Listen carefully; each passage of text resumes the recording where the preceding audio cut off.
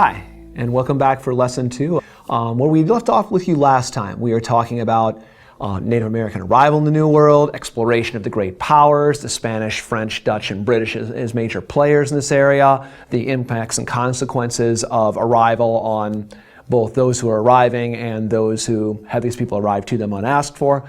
Today we're going to look a little, in lesson 2, we're going to look a little more specifically at the English experience. We'll look somewhat again at colonial Native American relations, but predominantly the English colonial steps here as they advance beyond merely making modest claims, as they did in lesson 1 at Roanoke, and as they did through the Hudson Bay, and as they did in, on the Atlantic seaboard. We're going to see them try to consolidate these steps a bit further. So today we're going to look far more at one nationality, being the English and their experience here, than at any other. And to begin this here, we're going to look, if you see your first little slide following along, we're going to look initially at England. It'd be nice if I brought my map of Europe to talk about instead, but we're going to look at England today, even though we've got North and South America in the background for just a little bit. You've got to go back to the old world to understand some of the things that will happen here in the new. So specifically, we'll start out with this notion of Anglicanism. And with that, we have to take a little trip into world history and talk about Henry VIII a little bit. Henry VIII, King of England of the Tudor line, had wanted to receive a divorce from his first wife because he sought to produce a male heir to continue the dynasty and was unable to do so with his first wife. However, as all of Europe this time was under what we called the Universal Church, or was called the Catholic Church, then called the Christian Church, because there was no need to call for it universal. There only was one Christian church prior to the Protestant split in Europe, in Northern Europe during this time. Henry finds himself frustrated because the Pope refused to grant him a divorce. A marriage is a sacrament in the church. The Pope refuses to have it go back for a king or for anyone else, says you're married, you're going to stay married. So Henry, being king, decides that, among other things, it's good to be king. You can kind of make your own rules. And this is where the consolidation of the monarchies and the nation states that we had referenced in our last lesson really begins to come to the fore. Henry decides to make a break during this time of the Protestant Reformation, near the time of Martin Luther, makes a break with the Catholic or Christian Church and establishes his own church, the Church of England or the Anglican Church. So it's an important referential term for you to know on your slides. The Anglican Church is the Church of England. The head of the Church of England is the King of England, along with the Archbishop whom he appoints to run the church. In so doing, he offends the Catholic nation states of Europe and offends the Vatican and makes himself a sworn enemy, if you will, of Catholic Europe, at least as far as the Pope sees things. During this time as well, there are political activities going on. Spain, as you're aware, is a Catholic nation, remains a Catholic nation. It's the home of the Spanish Inquisition. And it's seen as a very devout Catholic nation state. And we talked to 3 G's last lesson, gold, glory, God. Spain is in it into the New World for that gold, glory, and God as they see it. Now, for the English, we had said that, along with all the other powers trying to lay claim to the New World, we had said in lesson 1 that Spain had made themselves the envy of Europe. Do you remember how? It wasn't the discovery of gold. The gold was nice, but silver. Silver was the thing that enriched the money, flooded back into the Spanish economy, started a price increase, inflation wave all through Europe, spurred the European economies in many ways, and all the other European nations had those dollar signs in their eyes, and they sought that in their own explorations, along with the glory for nationalism, along with the God for extending their view of what religious faith and teaching should be. So there's a couple ways for the European nations to get and do this. One way would simply be to colonize and find their own mineral wealth where they can get it. Another way, which the English also adopted, was a far simpler and more straightforward way. Allow the Spanish to engage in the discovery, allow the Spanish to engage in the enslavement of Africans and Indians to mine the wealth, allow them to extract the wealth and box it up and put it on their vessels, and as they shipped it back to Europe, then to show up and hijack those vessels. This is the origin of the so-called Pirates of the Caribbean that you always thought and seen so much about in the movies. And so in this area, you see the British privateers. They are not public agents. They're not the Royal Navy, but these so-called sea dogs, as the Spanish called them, are hijacking and taking Spanish gold and silver shipments and seizing them and returning them to England. The most famous of these is Sir Francis Drake, who the Queen knights for his activities.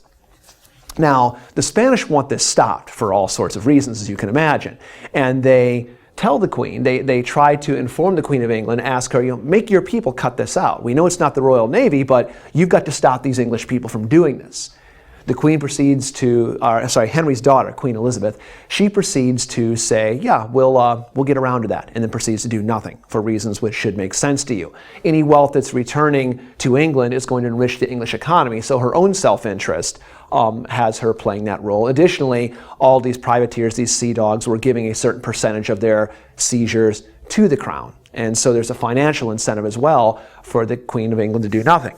Spain finally decides they're going to solve this problem, two problems once and for all. They're going to solve the problem of England being a heretic state by disavowing its Catholic faith, and they're going to solve the problem of England stealing all of their gold as they see it, that they've taken, all their silver that they've taken from the New World and sending to England, by sending towards England a massive naval force. This is the so-called Spanish Armada of 1588. And they sail up from Spain to England. The idea is going to be to do to England in many ways what Spain has done here. Conquer England for Christ, return it to the Catholic universal fold, and stop these shipments of gold and silver from being hijacked. In your world history courses, for a number of reasons that you've determined and discovered, this doesn't work out the way the Spanish hope it does. The weather's not cooperating on their side, their fleet gets scattered, the English prove to be far better sailors, as you might expect, since England is an island nation, always been an island nation, the sea has been part of their livelihood since the beginning of time. And the English deal the Spanish a resounding defeat. This is significant. Spain was the world's most dominant naval power during this point in time. England was the world's second most dominant naval power during this time. With the elimination of Spain as the dominant naval power, what's our first rule of history? Everything happens for a reason. Spain, here's your reason. England is now in a position to take that step and do the things that the Spanish had been doing. That global colonization, that projection of military, political, social, and economic influence on a global scale that the Spanish had dominated at. The Spanish will begin a long 400-year gradual decline from this point forward. They're never going to have the power of projection and the world influence and dominance after 1588 that they had before it. On the AP exam, we don't talk about dates a whole lot. Specific numeric dates are not as important as chronology, getting stuff in order and understanding overall historical trends. That being said, 1588 is a rather big year because of the shift it represents. England will be the world's dominant naval power, with all the things that come with that, from 1588 until 1943. And in 1943, in the heart of the Second World War, that crown, or that mantle, if you will, of global naval dominance will be transferred from England to the United States. But that's a whole lot of lessons later, so we'll get there when we get there. But it's important for you to understand that we're setting up a condition of English being in an ideal spot to colonially dominate and project for an awful long time, for several centuries to come, coming away from this. So you've got England now militarily and with the transportation system with their shipping set up in a position to colonize nicely. There's some other factors as well that are going to help drive people to want to do this and get out of England. Among these are the final things you see on this first slide, the enclosure and primogeniture movement. During this time period, you had the landlords in England starting to consolidate their land holdings. As they did so, they enclosed them, and they were having them for wool. They were having sheep on this land. They were using it for wool and selling that wool for profit as we're beginning just barely beginning to emerge into a market or, production economy. We're not there yet, but we're starting to get there. This takes an awful lot of the individuals who'd worked the land but had not owned it, these landless English peasants, and throws them off the land. So now they have no livelihood. They've got no means to a livelihood. They're landless peasants, essentially. This also coupled with a big word, primogeniture, coupled with a concept of English law. Primogeniture is the concept of English law that says that the firstborn son receives everything when it comes to inheritance. Firstborn son gets everything. The secondborn sons and everyone else, you get a whole lot of nothing. So as such, if you're a second-born and you're a second-born peasant, there's really not a lot of economic options for you in England anymore. You simply can't work the land you have because you don't have land. The landlords have thrown you off it.